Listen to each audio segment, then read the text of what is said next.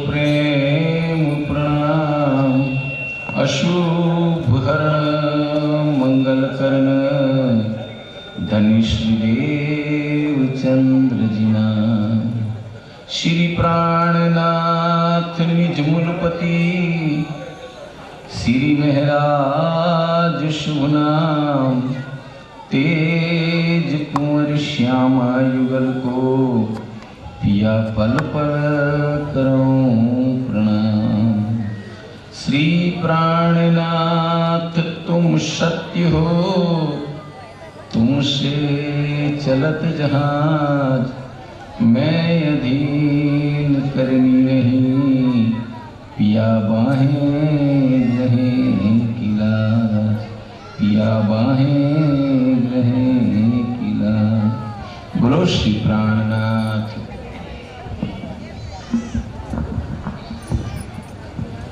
कोई ना निक्षा इन माया से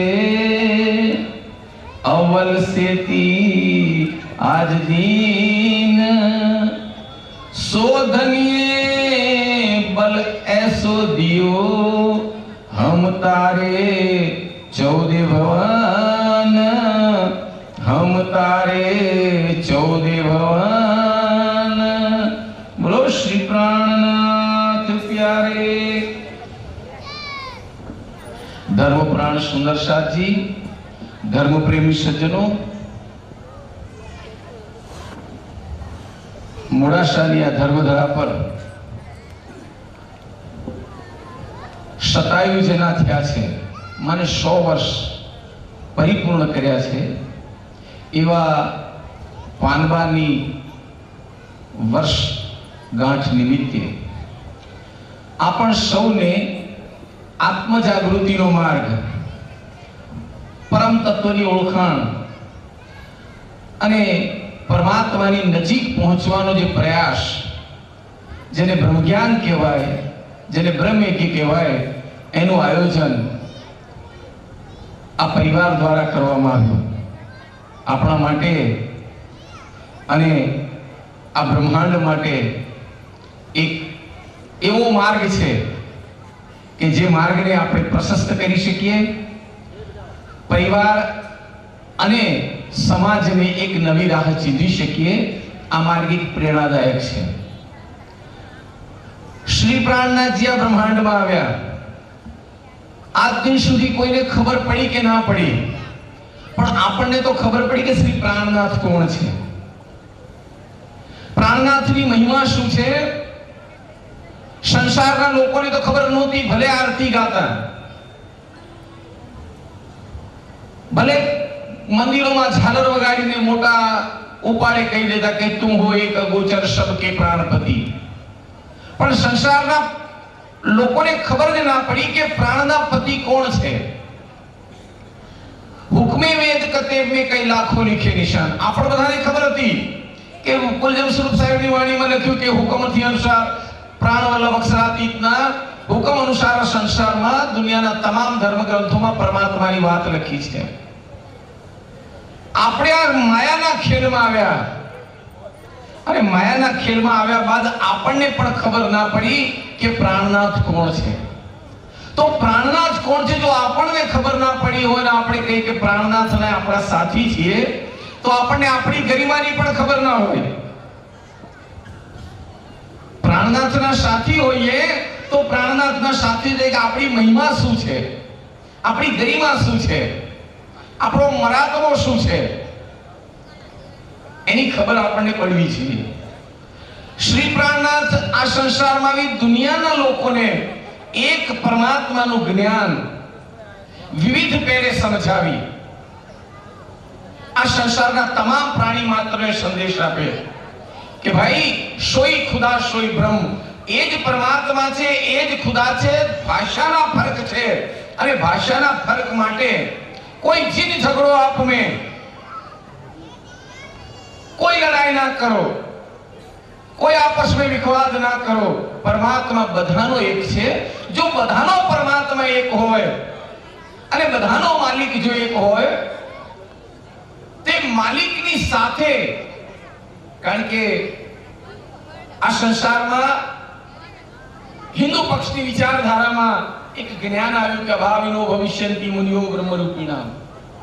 એ બ્રહ્મ મુનિઓ આવવાના છે, અને જો એ બ્રહ્મ મુનિ આવવાના હોય તો બ્રહ્મ મુનિની સાથે જે આવનાર છે અને શું લાવનાર છે એની પણ આપણને ખબર હોવી જોઈએ. એ જે લઈને આવવાના છે એ બ્રહ્મજ્ઞાન રૂપી અજવાળું લઈને આવવાના છે, અને બ્રહ્મજ્ઞાન રૂપી જો અજવાળું લઈને આવવાના હોય તો એ બ્રહ્મજ્ઞાન શું છે, એ બ્રહ્મજ્ઞાનની મહિમા શું છે, સંસારને શું ખબર પડે કે શ્રી પ્રાણનાથ આવ્યા, સારી દુનિયાના સારે જહાના માલિક આવ્યા, એ ખુદા ખાવંદ માલિક પરમાત્મા પરમદિગાર સંસારમાં આવ્યા. દુનિયાને શું ખબર પડશે? આપણને આ સંસારમાં આપણી મહત્તાની ખબર નથી.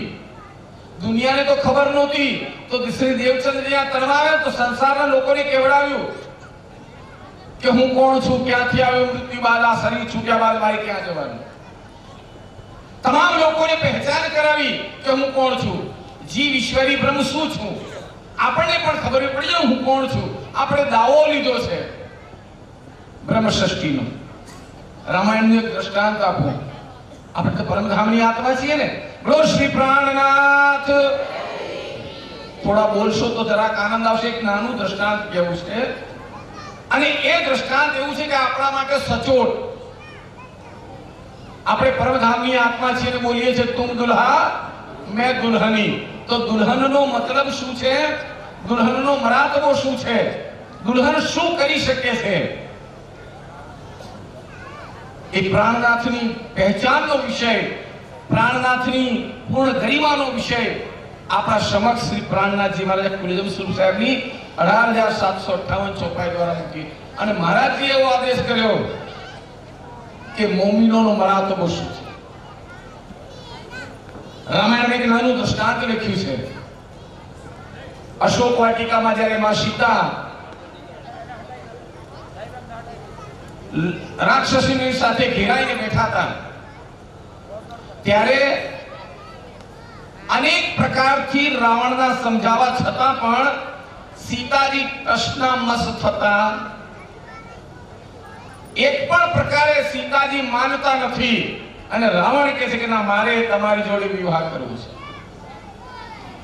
એ સીતાજીને મનાવવા રાવણ યુક્તિ કરે, પોતાની માયાવી શક્તિ દ્વારા રામનું મસ્તક થાળમાં કાપીને લાવે, અને હાથમાં લોહી નીંગળતી તલવાર લઈ અને જોર જોરથી હાકોટા પાડતો, બૂમો પાડતો રાવણ આવે, દેખ સીતે,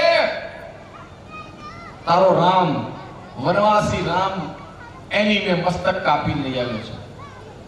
તું જેના પર ગર્વ કરે છે એ રામને મેનો વધ કર્યો છે. જો આ થાળમાં મસ્તક.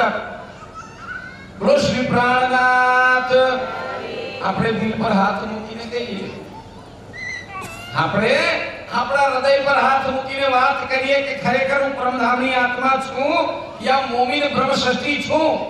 તારતમ લઈને આપણે એમ કહેતા હોઈએ કે સુખદેવ બ્રહ્મ ષષ્ઠી કો તો મેં અજ્ઞાનાર.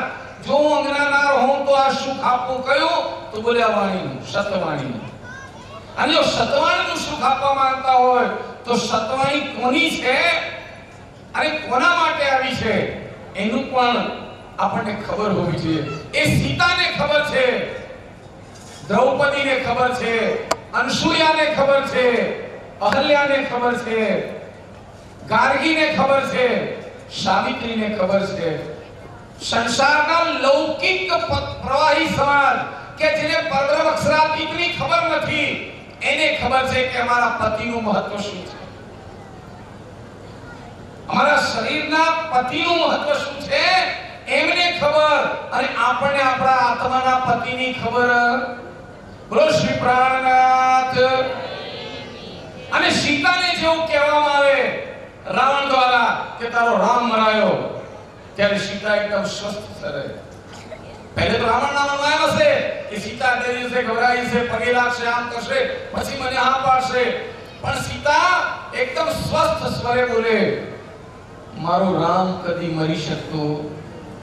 અરે બોલો, મારો રામ કદી બની શકતો નથી, કારણ કે રામને મારવા બ્રહ્માંડમાં કોઈ થયો એક સીતા જો કહેતા હોય આપણે પરમધામની આત્મા છીએ, આપણે પ્રાણનાથની જયંતિ, પ્રાણનાથની એમ કહેવાય પુણ્યતિથિ, પ્રાણનાથ દીકરો, સંત, કવિ તમામ નામ લગાવી ચૂકીએ, પણ આપણને ખબર નથી કે આપણે પ્રાણનાથની પત્ની છીએ, એ પ્રાણનાથની અંગના છીએ.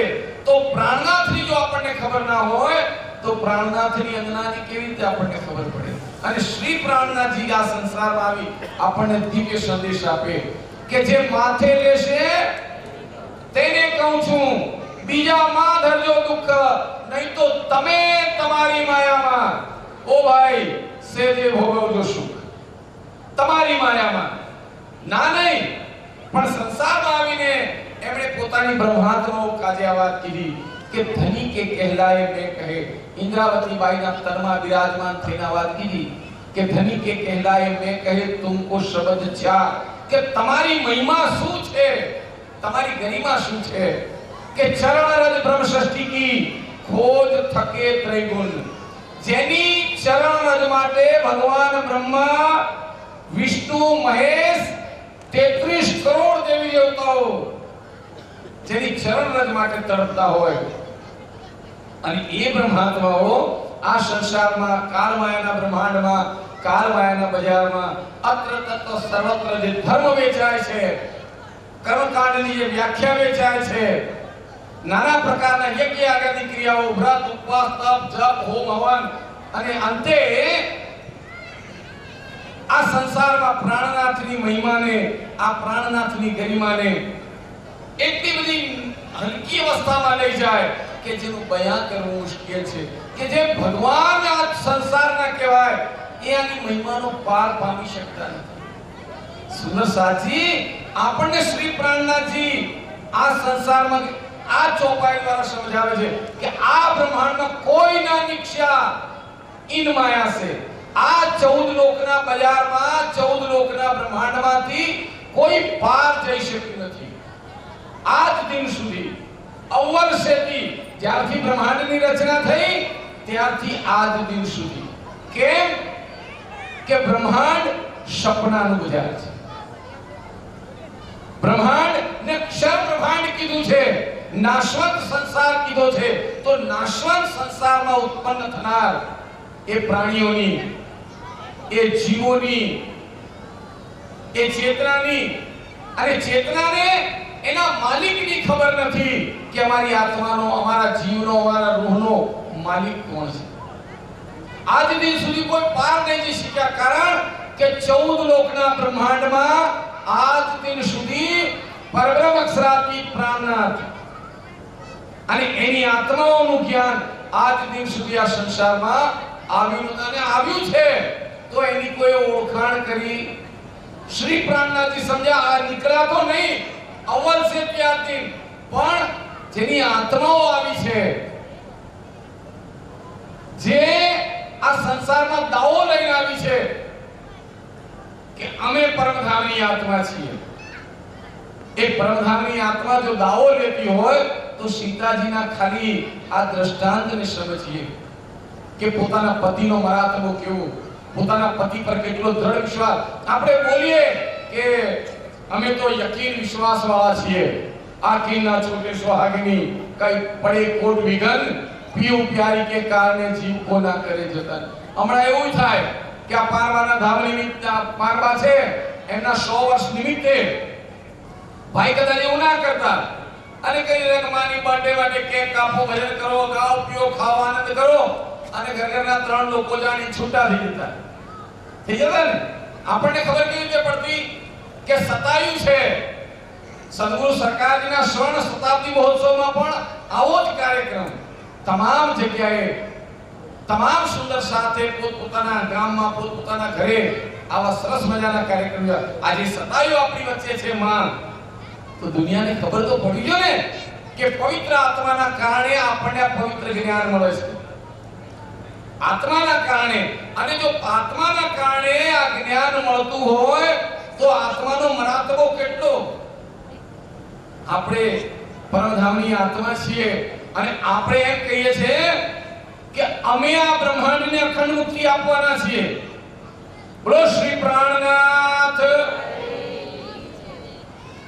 આ બરકત બ્રહ્મ સૃષ્ટિ ની બરકત થી આ બ્રહ્માંડને અખંડ મુક્તિનો માર્ગ મળશે. આપણે ઘરે બેસી રહે રાજ રાજ કૃષ્ણ કૃષ્ણ હનો રામ રામ પ્રાણનાથ પ્રાણનાથ જે भी બોલતા હોય તો દુનિયાને અખંડ મુક્તિનો માર્ગ મળશે. અરે બોલો, અગર દુનિયાને અખંડ મુક્તિનો માર્ગ મળો આપવો છે તો આ સત્યવાણીનો પ્રચાર પ્રસાર કરવો પડશે. નવા સાથીઓને તૈયાર કરવા પડશે અને સાથીઓએ પોતે શિસ્ત સંયમ અનુશાસન દ્વારા આ પ્રાણનાથની વાણીને જાહેર કરવી પડશે. અને પ્રાણનાથની જો વાણીને જાહેર કરવી હોય તો હનુમાનજી મહારાજનું એક દૃષ્ટાંત યાદ કરો બાપજી. હું વારે ઘડીએ કહું છું, બાપજી મારી સાથે બેઠા છે. બોલો શ્રી પ્રાણનાથ. હું હનુમાનજી મહારાજનું વારે ઘડીએ એક દૃષ્ટાંત બતાવું છું આપ સૌને. અને બધાને કદાચ એવું લાગે કે આજે હનુમાનજી મહારાજની વાત કેમ યોગેશભાઈ? કિષ્કિંધા કાંડ બધાને યાદ છે. રામાયણમાં કિષ્કિંધા કાંડ છે અને કિષ્કિંધા કાંડમાં એમ લખ્યું છે કે હનુમાનજીની શક્તિ અપાર શક્તિ, એને ઉડવાની શક્તિ, તમામ શક્તિઓ એનામાં શામેલ, પણ શ્રાપના કારણે હનુમાનજી શક્તિને ભૂલી ગયા. સીતાજીની ખોળમાં તમામ નીકળે પણ સામે સમુદ્ર જોવાય અને સમુદ્ર 100 યોજનનો સમુદ્ર ઓળંગી શકે એવી કોઈનામાં હિંમત નહોતી. પણ જામવંતને ખબર હતી કે હનુમાનજીને શક્તિ પ્રાપ્ત છે.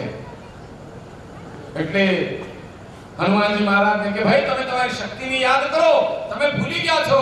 હનુમાનજી ખૂબ યાદ કરે ત્યારે શક્તિ એમને યાદ આવે અને હનુમાનજી એક છલાંગ મારે અને દરિયો ઓળંગે. પણ રસ્તામાં એક રાક્ષસની જુએ કે સુંદર મજાનું પંખી ઉડીને જાય છે, લાવ એને આહાર કરી લઉં. એ પંખીને આહાર કરવા માટે એ રાક્ષસની પોતે પોતાનું વિરાટ સ્વરૂપ બનાવે અને જેવો વિરાટ સ્વરૂપ બનાવે અને હનુમાનજીને કહે કે હે ભાઈ, તું આટલો 100 યોજનનો આ સમુદ્ર પાર કરે છે તો થોડોક વિશ્રામ કરીને થાકી જાય. શું કે? બોલો શ્રી પ્રાણનાથ. આપણે પણ ક્યારેક એક બે જગ્યાએ ભજન ગાવા નીકળ્યા હોય તો 12-8-10 કલાક થઈ ગયા, આપણે કે હવે આરામ કરો, કાલે બીજું ભજન કરશું. કદાચ 5-10-15 મિનિટ વાણી પડવા બેઠા હોય, બીજાને ઘેર 5 ગોટા પાણવા ગયા હોય તો આપણે કે ના થાકી ગયા, હવે કાલે કરશું. હનુમાનજીને જુઓ, શ્રી પ્રાણનાથજી મહારાજ આપણને આ સંસારમાં દિવ્ય સંદેશ આપે છે કે जिन जानो शास्त्रों में कछु नहीं, शास्त्रों में है सब कुछ, पर जीव सृष्टि क्या समझे, जिनकी अक्कल है कुछ. શાસ્ત્રોમાં બધું જ લખ્યું છે આપણા માટે.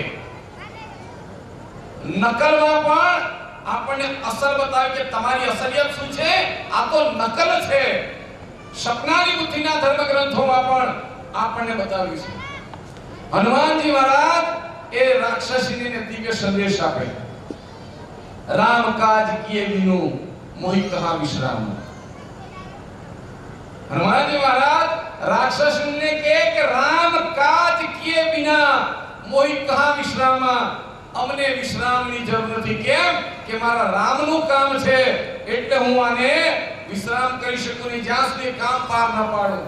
આપણે તો પરમધામથી આવ્યા છીએ, દાવો પણ લીધો છે બ્રહ્માંડને અખંડ કરવાનો અને પ્રાણનાથની વાણીને જન જન સુધી પહોંચાડવાનો જે આપણો ઉદ્ઘોષ છે, જાગો અને જગાવવાનો જે ઉદ્ઘોષ છે આ બ્રહ્માંડમાં, એને પાર કરવા માટે આપણે કેટલા વિશ્રામ કર્યા? એને પાર કરવા માટે આપણે કોઈ પરિશ્રમ કર્યો ખરો?